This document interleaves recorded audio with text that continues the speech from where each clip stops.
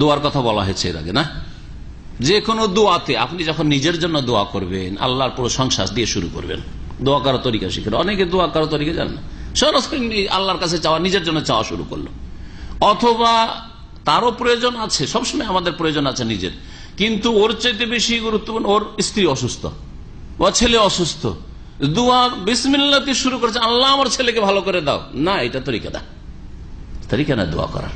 দোয়া করার তরিকা হচ্ছে প্রথম আল্লাহ পাকের প্রশংসা করবেন, আলহামদুলিল্লাহ রাব্বিল আলামিন, হ্যাঁ, আল্লাহুম্মা লাকাল হামদ, আল্লাহর প্রশংসা দিয়ে।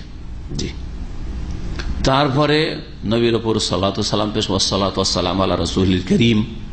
জি হ্যাঁ, এটা করবেন। আর তারপরে আল্লাহর প্রশংসা হয়ে গেল, আল্লাহর হক আদায় করা হলো, হামদুসানা, নবীর হক আদায় করা হলো যা আপনার উপর ছিল, সালাতু সালাম পেশ করে, দরুদ সালাম পেশ করে নবীর জন্য দোয়া করলেন, যেন আপনি নিজের জানের ওপর, প্রাণের ওপর, আপনার স্ত্রীর ওপর, আপনার ছেলে অসুস্থ রয়েছে, মেয়ে অসুস্থ রয়েছে, বাপ অসুস্থ রয়েছে, তার উপর আপনি প্রাধান্য দিয়েছেন রাসূলুল্লাহ সাল্লাল্লাহু আলাইহি সাল্লামকে। এইটা হচ্ছে এর অর্থ, এটা হচ্ছে এর অর্থ। রাসূলের জন্য আগে দোয়া, তারপরে দোয়া যখন শুরু করবেন তখন এই করিয়েন না যে আল্লাহ আমার ছেলেটা অসুস্থ আছে, হাসপাতালে আছে, তাকে ভালো করে দাও। হ্যাঁ, আমাদের মুস্তাকিমের ছেলে অসুস্থ আছে, আল্লাহ যেন শিফা দান করেন। তো আবার সরাসরি শুরু করবেন না, কি করবেন? কোরআনে কি শিখেছে? হ্যাঁ, রব্বানা গফির লানা ওয়া লিইখওয়ানিনা আল্লাযিনা সাবাকুনা বিল ঈমান, আল্লাহ আমাদেরকে ক্ষমা করো, আগে আমাদের বলা হয়েছে, তারপরে ওয়া লিইখওয়ানিনা, তারপরে আমার ভাইদেরকে মাফ করো।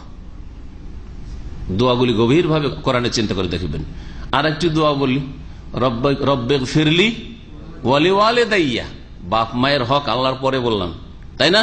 তারপরে দোয়ার ক্ষেত্রে নিজের থেকে শুরু করতে হবে, কারণ আপনি আল্লাহর রহমতের বেশি মুখাপেক্ষী আমি আমার দুনিয়া আখিরাতের কল্যাণের জন্য। তারপরে বাপ মায়ের, আমার রহমতের বেশি দরকার, হ্যাঁ, আমার আল্লাহর বরকতের বেশি দরকার। সুতরাং রব্বিগফিরলি ওয়া লিওয়ালিদাইয়া, আল্লাহ আমাকে মাফ করে দাও, ওয়া লিওয়ালিদাইয়া, এবং আমার মাতা পিতাকে মাফ করে দাও, ওয়া লিমান দাখালা বাইতিয়া মুমিনা। নবী আলাইহিস সালাম এইভাবে দোয়া করেছেন। জি হ্যাঁ, তার নিজের থেকে শুরু করবেন দোয়াতে।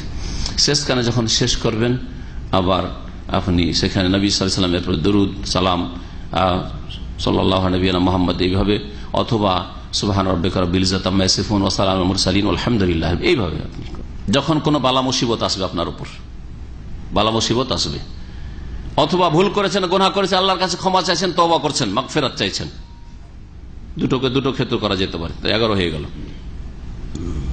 কি করবেন? নবী সাল্লাল্লাহু বেশি বেশি দুরূদ পেশ করবেন। নবীর জন্য বেশি বেশি যদি আপনি দোয়া করেন, সালাতু সালাম, দুরূদ সালাম মানে কি? নবীর জন্য বেশি বেশি দোয়া করা। তো নবীর জন্য যদি বেশি বেশি দোয়া করেন, অথচ আপনার প্রয়োজন, আপনার বালা মুসিবত আছে, হ্যাঁ, আপনার গুনাহ আছে, তওবা করতে চাইছেন, তার আগে নবীর জন্য দোয়া করছেন আপনি, তাহলে আপনার গরজটাও আল্লাহ পুরো করে দেবেন, আপনার গরজটা পুরো করে দেবেন। এই মর্মে একটা হাদিসের ছোট্ট অংশ শোনাই।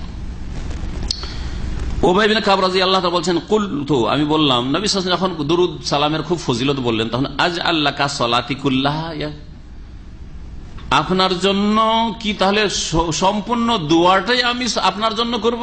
আমি দোয়া করতে গিয়ে আমার প্রয়োজন, আমার ছেলে মেয়ের প্রয়োজন, কিন্তু যত ফজিলত শুনলাম সালাত ও সালামের, সালাতের, দুরুদের, তাহলে পুরো দোয়াটাই কি আমি আপনার জন্য করব? শুধু সালাত পেশ করব, এই দিয়ে আমার সব খরচ পুরা হবে? তখন বললেন, এজান তুকফা হাম্মুকা ওয়া ইয়াগফিরু লাকা যামবুকা বা ইউগফারু লাকা যামবুকা, মাঝুল করে বললেন, বা ইউগফারু লাকা যামবুকা। তুকফা হাম্মুকা, যদি তুমি তোমার দোয়াতে পুরোটাই দুরূদ পড়ো, তাহলে তোমার দুশ্চিন্তা দূর করার জন্য যথেষ্ট হবে, বালা মুসিবত দূর করা যথেষ্ট হবে। ওয়া ইউগফারু লাকা যামবুকা, আর তোমার গুনাহ মাফ করে দেওয়া হবে, তোমার গুনাহ মাফ করে দেওয়া হবে। তাহলে গুনাহ হয়েছে বুঝতে পারছেন, আর সবসময় গুনাহ হচ্ছে, বেশি বেশি দুরূদ সালাম পেশ করলে গুনাহ মাফ হয়। হাদিস রয়েছে তিরমিজিতে এবং হাদিস হাসান।